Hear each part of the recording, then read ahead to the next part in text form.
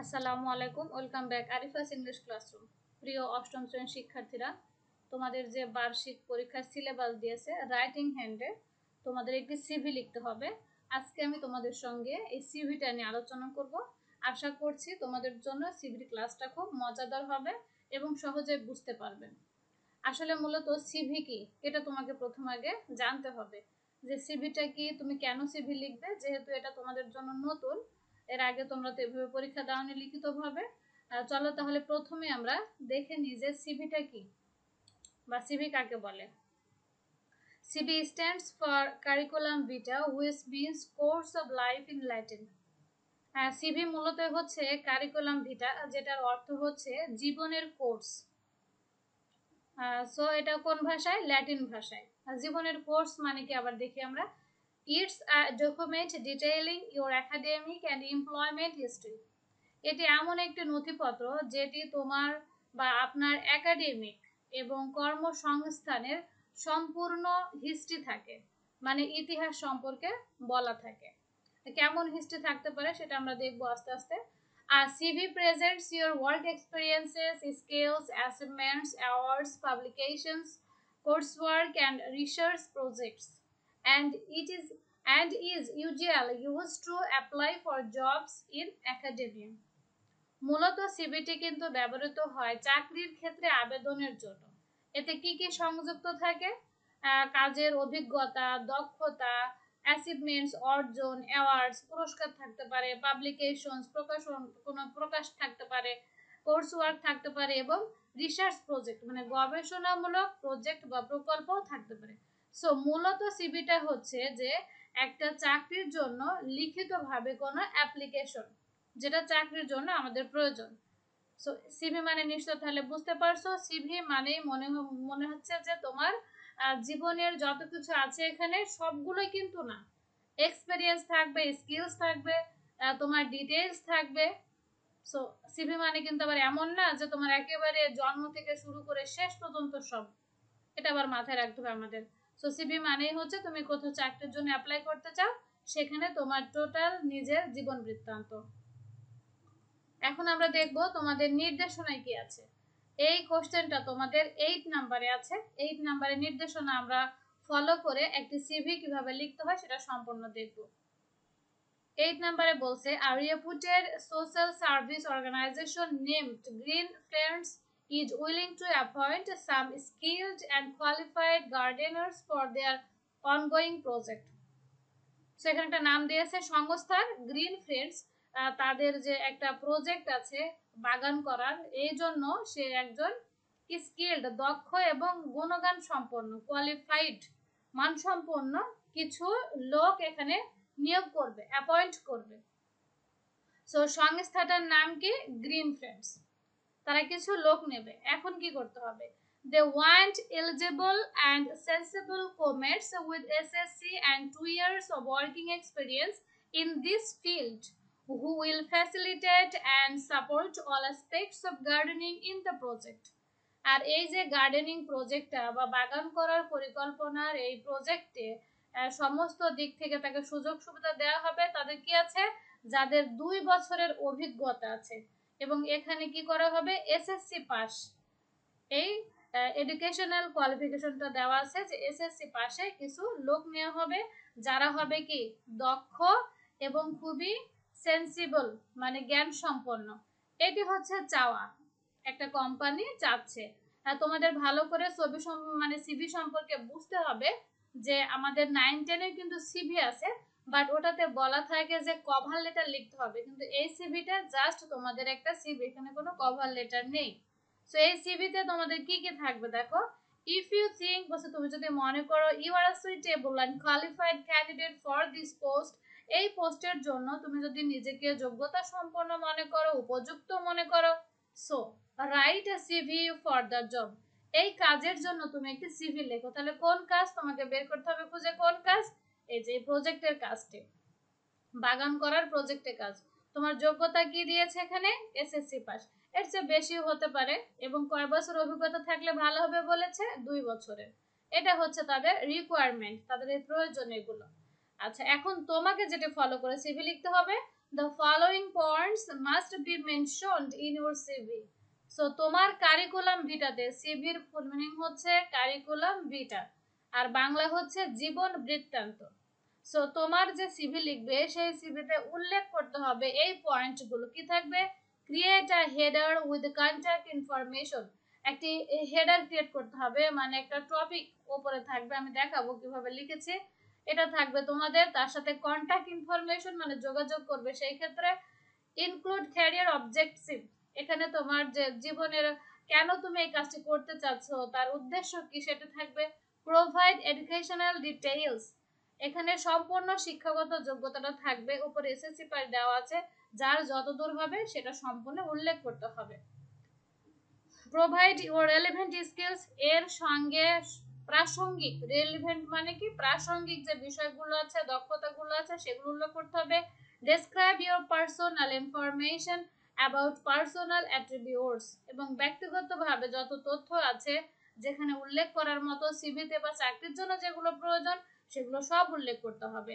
Give two references, এবং দুজনের reference দিতে হবে। এখন এখানে কয়টা পয়েন্ট আছে? 2 4 6, এই পয়েন্টগুলো কিন্তু তোমাকে অবভিয়াসলি এখানে মাস্ট বি বলেছে, অবশ্যই উল্লেখ করতে হবে। এখন চলো আমরা দেখব এই পয়েন্টের আলোকে কিভাবে আমরা একটা চাকরির জন্য সিভি লিখতে পারি। আমরা তো জানলাম সিভি মানে কি জীবন বৃত্তান্ত, যেটা চাকরির জন্য আমাদের লেখা হয়। এখন দেখো আমরা একটা একটা করে দেখব। প্রথমে এখানে আমি একটা ফটো অ্যাড করেছি, তোমরা এখানে একটা ফটো অ্যাড করে দেবে, কারণ সিভিতে ফটো দিতে হয়। আচ্ছা, কারিকুলাম ভিটা অফ এমডি মনির ইসলাম, এখানে একটা কাল্পনিক নাম ব্যবহার করেছি, তোমরা তোমাদের ইচ্ছা মতো ব্যবহার করতে পারবে। আমাদের ফার্স্ট ইয়ার যে কাজটি ছিল সেটি বলা হয়েছে কিন্তু যে আমাকে কি করতে হবে, যে এই কাজটি করতে হবে। প্রথম যেটা দেখো, create a header with contact information, বলছে একটি হেডার মানে টপ, টপ একটা উপরে লেখা, যেটা তোমাকে কন্ট্যাক্ট করতে হবে। কি করতে হবে? তোমার সাথে যোগাযোগ করবে সেই ঠিকানা সহ। সো আমরা এখানে বললাম যে কারিকুলাম ভিটা অফ এমডি মনির ইসলাম, তার কন্ট্যাক্ট নাম্বার দিয়েছি, ইমেল দিয়েছি। এটা কিন্তু তোমার একেবারে সিভির ফার্স্টে তোমরা এইভাবে লিখবে। একটা চাকরির জন্য পূর্ণ সিভি কিন্তু এভাবে লিখতে হয়। নেক্সট তোমাদের যে দ্বিতীয় পয়েন্টে ছিল সেটা কি? দ্বিতীয় পয়েন্টে দেখো, include career objectives. Career object থাকতে হবে, যে ক্যারিয়ার অবজেক্টিভস। তো এখানে কি আছে আমরা দেখি একটু পরে। To work in a responsible position where I can use my creativity, interpersonal skills and my knowledge to contribute to any development sector of your organization. এখানে মূলত to work in a responsible position, একটা দায়িত্বশীল যে কাজ করতে হবে সেই অবস্থানটা, যেখানে আমি আমার ক্রিয়েটিভিটি, সমস্ত সৃজনশীলতা, আমার ব্যক্তিগত যে দক্ষতাগুলো সেগুলো, এবং আমার জ্ঞান আমি কোন ক্ষেত্রে কাজে লাগাবো? আপনার এই অর্গানাইজেশনের মানে সংস্থার উন্নতির ক্ষেত্রে আমি কাজে লাগাবো। এটা হচ্ছে ক্যারিয়ার অবজেক্টিভস। এটা বলার পরে তোমাদের বলা ছিল কি? তোমাদের বলা ছিল যে এডুকেশনাল, এটা আমি নিচে দিয়েছি। রেলিভেন্ট স্কিলস মানে এই কাজের জন্য তোমার কি কি দক্ষতা। এরপরে ছিল পার্সোনাল ইনফরমেশন, সেগুলো আমি একে একে দেখাচ্ছি এবং রেফারেন্সটাও আমি দেখাবো। এরপর আমরা চলে আসলাম পার্সোনাল ডিটেলস। এটা কিন্তু অবভিয়াসলি এগুলো যেগুলো দেখাচ্ছি সিভিতে মাস্ট থাকতেই হবে। এখানে কি থাকবে? ফুল নেম, তুমি যে নামটি ব্যবহার করবে সেটি এখানে। ফাদার্স নেম, বাবার নাম দিবে। মাদার্স নেম, মায়ের নাম দিবে এখানে। পার্মানেন্ট অ্যাড্রেস মানে তোমার হচ্ছে স্থায়ী ঠিকানা দেবে, কেননা সিভির ক্ষেত্রে তো ঠিকানা মাস্ট। ঠিকানা যদি না জানে তাহলে তোমাকে কিভাবে অ্যাপয়েন্টমেন্ট লেটার পাঠাবে তারা, বা তোমার সাথে যোগাযোগ করবে কিভাবে? এটা হচ্ছে পার্মানেন্ট অ্যাড্রেস। এখন মেইলিং অ্যাড্রেস, মেইলিং অ্যাড্রেস মানে হচ্ছে তোমার সাথে যোগাযোগ করতে পারে কেমন, দেখো হয়তো তোমার পার্মানেন্ট অ্যাড্রেস একটা, তুমি গ্রামে বাস করো, পড়াশোনার খাতিরে তুমি ঢাকায় থাকো। সো তোমাকে তখন মেইলিং অ্যাড্রেসটা ঢাকায় ব্যবহার করতে হবে, যেহেতু তোমার সাথে তারা যোগাযোগ করবে, তুমি চাকরির জন্য অ্যাপ্লিকেশন করছো। সো এখানে আমি ব্যবহার করেছি same as the permanent address, মানে পার্মানেন্ট অ্যাড্রেস আর মেইলিং অ্যাড্রেস একই, যদি কারো ভিন্ন হয় এখানে কিন্তু মেইলিং অ্যাড্রেস অ্যাড করতে হবে। ঠিক আছে? আচ্ছা, date of birth. Date of বার্থের ক্ষেত্রে একটা জিনিস খেয়াল করবে যে 15 বছর বয়স মানে তোমার জন্মের সালের সাথে 15 বছর পরে তুমি এসএসসি পরীক্ষা দিবে বা 16 বছরে পরীক্ষা দিবে, এমন একটা জন্মসাল ইউজ করবে। এমন যেন না হয় যে তুমি এখানে জন্মসাল যেটা দিয়েছো তার সাথে 15 বছর বা 16 বছর আগেই তুমি এসএসসি পরীক্ষা দিয়ে ফেলছো। এটা আবার আমাদের চাকরির ক্ষেত্রে সাংঘর্ষিক। মানে তোমার 15 বছর হবে এরকম একটা ডেট দেবে। এখানে আমি 2000 সাল ব্যবহার করেছি। নেক্সটে কি আসছে, ন্যাশনালিটি, মানে তুমি কি বাংলাদেশি নাকি অন্য কিছু, সেই জিনিসটা এখানে আসবে। এবার হচ্ছে জেন্ডার, মেল, তুমি এখানে যেভাবে নাম ব্যবহার করবে সেটাই ব্যবহার করবে। আচ্ছা, ম্যারিটাল স্ট্যাটাস, আনম্যারিড না ম্যারিড এটা উল্লেখ করতে হবে। ল্যাঙ্গুয়েজ স্কিলস, এগুলো কিন্তু তোমার পার্সোনাল ডিটেলস এর মধ্যে গেল এই পর্যন্ত। এবার তোমাকে বলা হয়েছিল যে তোমার কোয়ালিফিকেশন কি কি আছে। ল্যাঙ্গুয়েজ স্কিলস মানে ভাষার ক্ষেত্রে তুমি কি কি পারো, speaking, writing and reading skills of Bengali and English, Bangla ইংরেজি সমানে বলতে পারা, লিখতে পারা, পড়তে পারা, এই দক্ষতাগুলো আছে। নেক্সট হচ্ছে ইন্টারেস্ট, ইন্টারেস্ট মানে কি তোমার আগ্রহ, তুমি কি করতে পছন্দ করো। Travelling, reading and planting trees, যেহেতু আমাদের এখানে বলা হচ্ছে যে একটি গ্রিন ফিল্ডে বাগান করার ক্ষেত্রে, সেক্ষেত্রে এখানে একটা কিন্তু এই যে বলা হয়েছিল না তোমাদের যে রেলিভেন্ট একটা থাকতে হবে, এর সঙ্গে একই রকম ভাবে একটা এখানে দেওয়া হয়েছে প্ল্যান্টিং ট্রিজ। এক্সপেরিয়েন্স, তোমাদের ওখানে কিন্তু বলা হয়েছিল সিভিতে যে 2 বছরের এক্সপেরিয়েন্স যাদের আছে তাদেরকে অগ্রাধিকার দেওয়া হবে। সেখানে এক্সপেরিয়েন্সটা অ্যাড করেছে যে I have been working in the Green Haven company. আমি একটা আনুমানিক একটা তোমার ছদ্মনাম এখানে ব্যবহার করেছি, যেহেতু এটা গ্রিন সম্পর্কিত, যে এরকম একটা কোম্পানিতে আমি কয় বছরের বেশি চাকরি করেছি বা কাজ করেছি, 2 বছরের বেশি, ফর মোর দ্যান 2 ইয়ার্স। এটা আমাদের অভিজ্ঞতা চলে গেল। এরপর একটা ছিল পয়েন্ট হচ্ছে এডুকেশনাল ডিটেইলস বা এডুকেশনাল কোয়ালিফিকেশনস, মানে শিক্ষাগত যোগ্যতা। যেহেতু আমাদের এখানে অ্যাপ্লিকেশনে চাওয়া হয়েছে এসএসসি, তাই আমি এখানে একটা অ্যাড করেছি। তোমরা এখানে আরো কয়েকটি অ্যাড করতে পারবে যার যার শিক্ষা যোগ্যতা অনুযায়ী। সো এখানে প্রথমে থাকবে ডিগ্রি, মানে এই ঘরটায় থাকবে তোমার সেই পাশের ঘর, যে এসএসসি পাস করেছো না এইচএসসি নাকি এমএ বিএ, এগুলো থাকবে। এরপরে থাকবে কি ইয়ার, কোন সালে পাস করেছো। রেজাল্টটা থাকবে। ইউনিভার্সিটি বোর্ড, মানে তুমি কোন বোর্ডের অধীনে পরীক্ষা দিয়েছো। এটা বক্স করেও করা যায়, এভাবেও দেওয়া যায়, তোমার যেটা সুবিধা তুমি সেভাবে দেবে। এরপরে আমাদের শেষ পয়েন্টটা ছিল কি রেফারেন্স, দুটো রেফারেন্স দিতে হবে। এখন রেফারেন্স কাকে বলে, দেখো রেফারেন্স মানে হচ্ছে তুমি যে চাকরিটা অ্যাপ্লাই করছো তোমার সম্পর্কে যে জানবে কোম্পানি, এরকম একটা নির্ভরযোগ্য দুজন ব্যক্তির নাম। এখানে মূলত বলে রাখা ভালো, তোমরা যখন রিয়েল লাইফে চাকরির জন্য এভাবে অ্যাপ্লিকেশন করবে, অবভিয়াসলি তোমরা তোমাদের প্রতিষ্ঠানের, যদি ভার্সিটিতে পড়ে থাকো ডিপার্টমেন্টের হেড, ডিপার্টমেন্টের স্যার, স্কুল কলেজে পড়লে সেখানকার স্যার, এগুলো দিলে ভালো হয়। কেননা তোমার সম্পর্কে সেই ব্যক্তিরা ভালো তথ্য দিতে পারবে। এখানে তোমাদের যে কোম্পানিতে তুমি জবের জন্য অ্যাপ্লিকেশন করছো, সিভি জমা দিছো, ওই কোম্পানি থেকে বা ওই অর্গানাইজেশন থেকে এই যে রেফারেন্স দিচ্ছ এদের কাছে ফোন করা হয়। এখন ইনাদের কাছে ফোন করে তোমার সম্পর্কে সঠিক তথ্য চাওয়া হয়। তুমি যদি ভুল ব্যক্তির নাম দাও এখানে, তাহলে কিন্তু তোমার সঙ্গে তথ্য পাবে না এবং তোমার চাকরির ক্ষেত্রে সমস্যা হবে। সো এখানে রেফারেন্সে আমাদের দুজন দিতে বলেছিল। রেফারেন্সে কি কি থাকে খেয়াল করো, যার নাম দিবে তার নাম থাকবে, পদবি থাকবে এবং তার ঠিকানা থাকবে। সেখানে আমি সেটা উল্লেখ করেছি, দুটো এখানে দিয়েছি। এমডি রফিক উদ্দিন, এখানে প্রিন্সিপাল দিয়েছি এবং ইমেল দিয়েছি, ঠিকানা দিয়েছি। সো আমাদের রেফারেন্স গেল দুজন ব্যক্তি।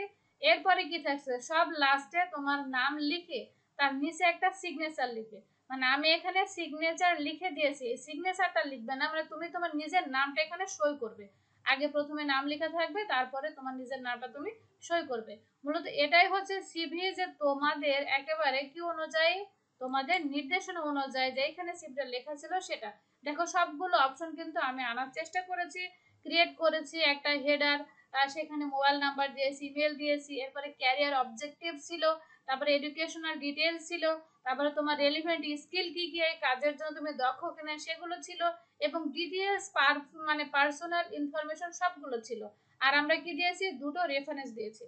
এখন তোমরা যদি মনে করো যে এই ডিটেলস তোমাদের বার্ষিক পরীক্ষার প্রত্যেকটা স্টেপের এত সুন্দর সুন্দর ছোট ছোট ভিডিও পেতে চাও বা দেখতে চাও বা নিজেকে সে অনুযায়ী গড়ে তুলতে চাও, অবভিয়াসলি চ্যানেলটি সাবস্ক্রাইব করবে এবং ভিডিওগুলো দেখবে। আজকে এখানে শেষ করছি, নেক্সট দেখা হবে তোমাদের অন্য কোনো একটা টপিকস নিয়ে।